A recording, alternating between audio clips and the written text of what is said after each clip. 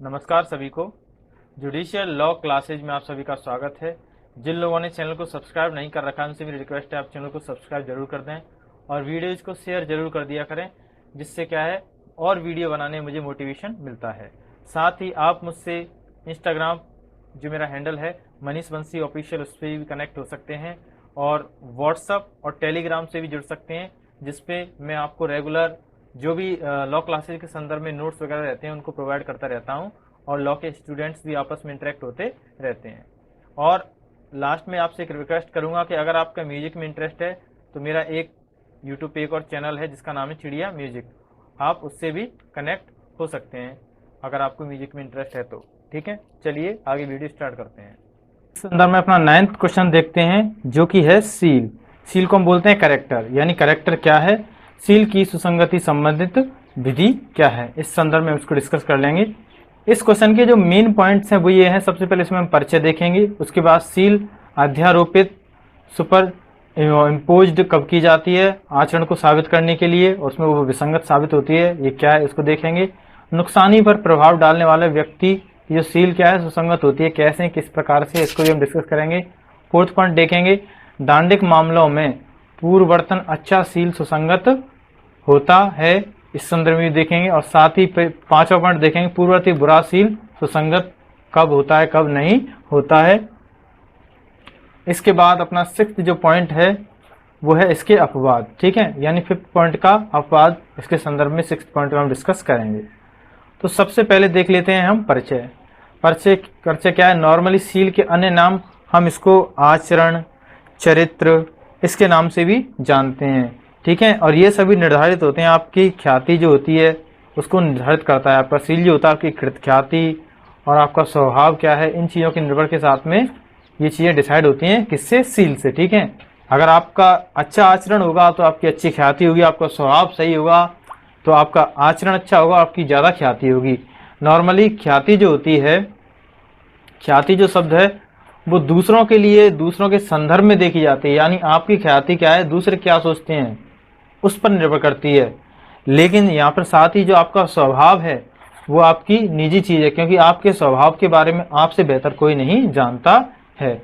जो यही डिस्कस हम कि ख्याति जो है वो दूसरों पर निर्भर करती है कि दूसरे आपके बारे में क्या सोचते हैं, और स्वभाव आपका आंतरिक एक तरह के विचार होते हैं। तो इसी के संदर्भ में जो आपका कैरेक्टर या सील है, इसके संदर्भ में धारा 52 से 55 तक अध्ययन भारतीय साक्ष्य अधिनियम 1872 के अंतर्गत दिया गया है, उसको हम यहाँ पर अध्ययन करेंगे। सेकंड जो पॉइंट है वो देख लेते हैं कि सिविल मामलों में सील अध्यारोपित आचरण को साबित करने में विसंगत कैसे हैं, यानी जितने भी सिविल मामले होते हैं उसमें किसी भी कैरेक्टर को अगर अध्यारोपित किया जाए, अध्यारोपित का अर्थ होता है किसी पर एक तरह से जबरन उसको उस चीज़ को डाला जाए कि आप सील को देखो हमारा कैरेक्टर ऐसा है लेकिन मामला कुछ और बन रहा है, उसके संदर्भ में अध्यारोपित अगर आचरण को साबित करते हैं तो वो विसंगत माना जाता है। ठीक है, ये धारा 52 कहती है।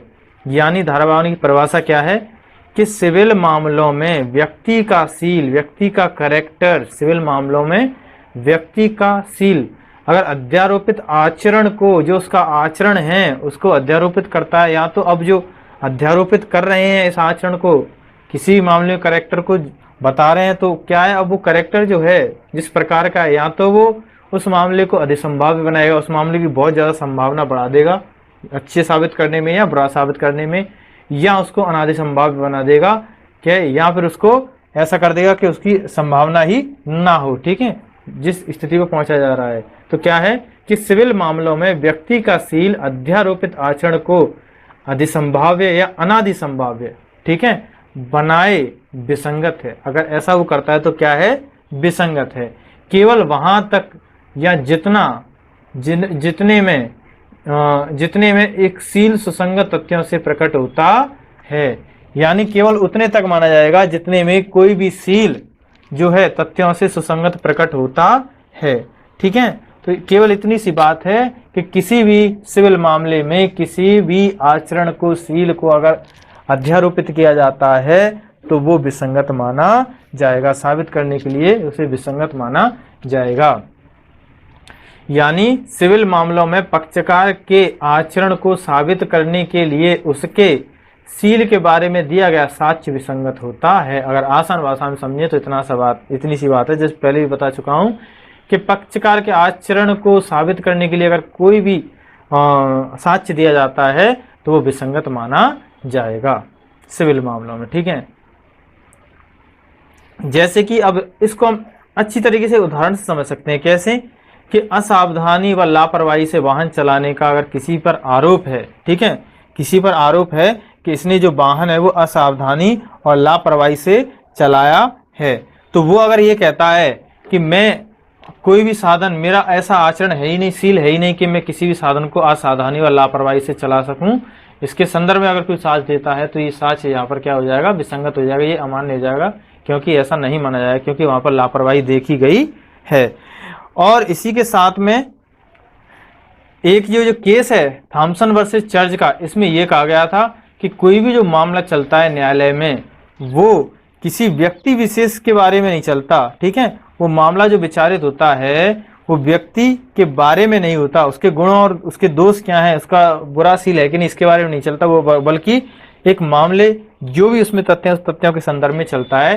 कोई मामला ये नहीं देखा जाता कि व्यक्ति का स्वभाव कैसा, सील कैसा है, उसके संदर्भ में नहीं चल रहा है। थॉमसन वर्सेस चर्च के मामले में कहा गया था। ठीक है, अगला अपना पॉइंट नंबर 3, यानी नुकसानी पर प्रभाव डालने वाले सील का साक्ष्य सुसंगत। तीसरा पॉइंट क्या कहता है कि नुकसानी पर प्रभाव डालने वाले सील का साक्ष्य क्या है, सुसंगत। जबकि हमने पिछली धारा 52 में धारा 52 में डिस्कस किया था कि कोई भी जो मामला चल रहा है, सिविल मामला चल रहा है, ठीक है, तो उसमें अगर कोई सील के संदर्भ में साक्ष्य प्रस्तुत किया जाता है तो वो विसंगत होगा। लेकिन यहाँ पर क्या है कि नुकसानी, अगर नुकसानी पर प्रभाव डालने वाला कोई सील है तो वो क्या है, सुसंगत माना जाएगा। यानी धारा 55 में ये जो कहा गया है वो धारा 52 का क्या है, अपवाद है। अब धारा 55 कहती क्या है उसको समझ लेते हैं। धारा 55 कहती है सिविल मामलों में यह तथ्य कि किसी व्यक्ति का सील ऐसा है जिससे नुकसानी की रकम पर जो उसे मिलनी चाहिए प्रभाव पड़ता है, सुसंगत है।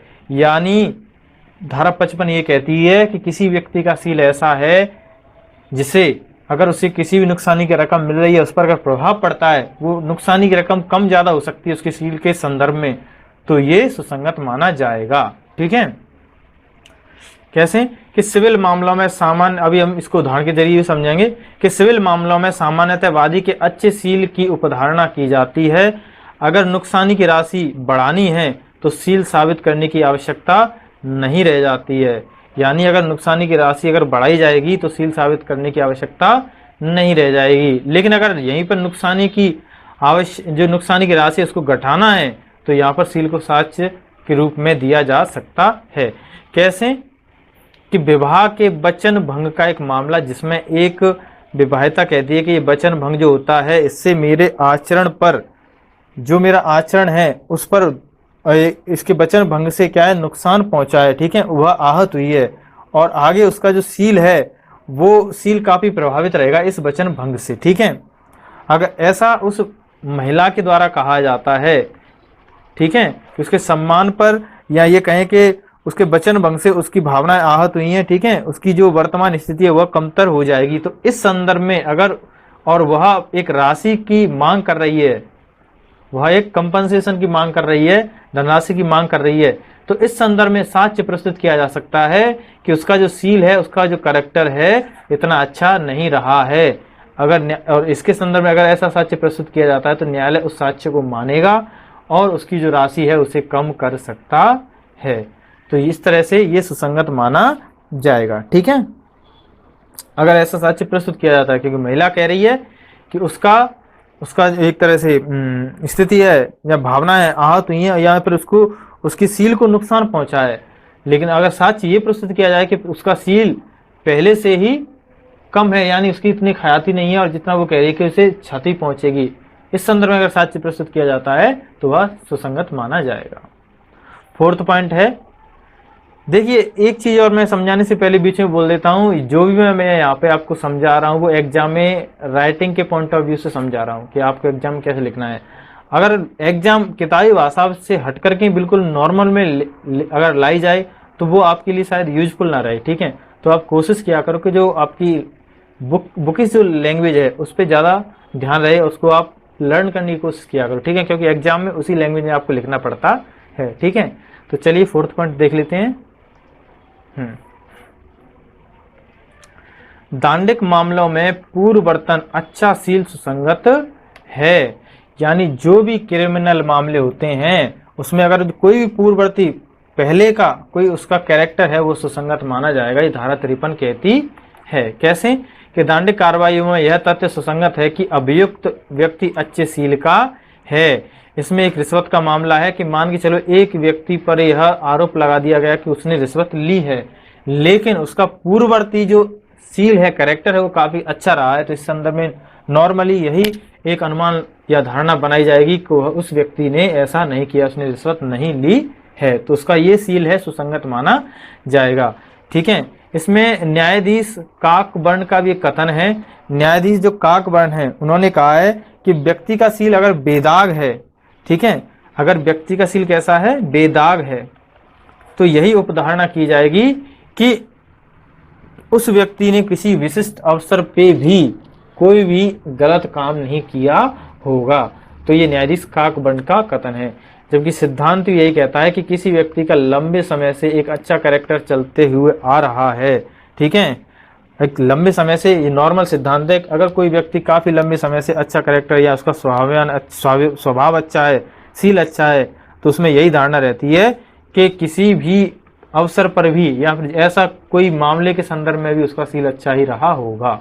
ठीक है, फिफ्थ पॉइंट जो है इसको डिस्कस कर लेते हैं। फिफ्थ पॉइंट है उत्तर में पूर्ववर्ती बुरे सील का साक्ष्य सुसंगत, यानी उत्तर में पूर्ववर्ती जो बुरे सील का साक्ष्य है वो सुसंगत माना जाएगा धारा 54 के अनुसार। यानी दांडिक कार्रवाई में यह तथ्य कि अभियुक्त व्यक्ति बुरे सील का है, कि कोई भी व्यक्ति बुरे सील का है, यह विसंगत हो जाएगा, यह सुसंगत नहीं माना जाएगा। अगर कोई किसी दांडिक कार्रवाई ये कहे कि कोई भी व्यक्ति बुरे सील का है, तो उसके इस साक्ष्य को आप ले लो और उसे सजा दो, पहले से उसका कैरेक्टर खराब होता हुआ आ रहा है, तो ये विसंगत माना जाएगा। किसी व्यक्ति का पूर्ववर्ती अगर सील बुरा रहा हो तो उसके संदर्भ में उसे हम सजा नहीं दे सकते हैं। तो ये कैसा है, विसंगत है। जब तक कि इस बात का साक्ष्य ना दिया गया हो कि वह अच्छे सील का है, जिसके दिए जाने की दशा वह सुसंगत हो जाएगा। अगर जब तक कि ऐसा साक्ष्य है कि वह अच्छे सील का है, ठीक है, और बुरे सील अच्छे सील का साक्ष्य जब तक नहीं दिया जाएगा उस दशा में उसको सुसंगत माना जाएगा, उसके अच्छे सील को। ठीक है, अगर लेकिन हम ये नहीं कह सकते हैं कि इसने पूर्ववर्ती में व्यक्ति बुरे सील का है तो उसको सजा मिलनी चाहिए, यहाँ पर ये विसंगत माना जाएगा। नॉर्मल सी बात है कि अगर किसी व्यक्ति ने उसका पूर्ववर्ती कैरेक्टर बुरा रहा है तो इसी आधार पर केवल हम ये नहीं कह सकते हैं कि उसे सजा दे दी जाए, उसने किसी विशेष अवसर पर भी बुरा बर्ताव या बुरा कृत्य किया गया हो उसके आधार पर। ठीक है, स्टीफन का भी यही कथन था कि अगर पूर्ववर्त में पहले अगर किसी व्यक्ति का सील खराब रहा हो, ठीक है, तो यह साबित करने के लिए कि उस व्यक्ति ने मतलब वर्तमान में जो कृत्य किया है वह व्यक्ति ने ही किया है, तो उस पूर्ववर्ती उसके सील को वर्तमान में इस कथन के लिए उपयोग में नहीं लाया जा सकता। ये कमजोर प्रवृत्ति का साक्ष्य है। ठीक है, स्वामी श्रद्धानंद उर्फ मुरली मनोहर मिश्रा बनाम स्टेट ऑफ कर्नाटका के मामले में भी इसी बात को कहा गया था कि पूर्ववर्ती जो बुरा सील है उसे सुसंगत नहीं माना जा सकता है। लेकिन इसी बात के कुछ अपवाद हैं। ठीक है, कैसे कि अगर दांडिक मामलों में बुरा सील सुसंगत कब है, इसके कुछ अपवाद हैं। जब अभियुक्त स्वयं को अच्छे सील का बताता है, लेकिन अगर अभियुक्त खुद को ये कह रहा है कि नहीं ये काम मैंने नहीं किया है और साथ ही वो ये भी कहता है कि मैं एक अच्छे सील का व्यक्ति, मेरा कैरेक्टर सही है, तब यहाँ पर कोई साक्ष्य प्रस्तुत किया जा सकता है कि पहले देखो इसका सील बुरा रहा है तो अब इसने ही किया होगा। लेकिन कब, जब वह व्यक्ति अभियुक्त स्वयं को अच्छे सील का बताए, तब यहाँ पर ये पूर्ववर्तन बुरा सील सुसंगत हो जाएगा।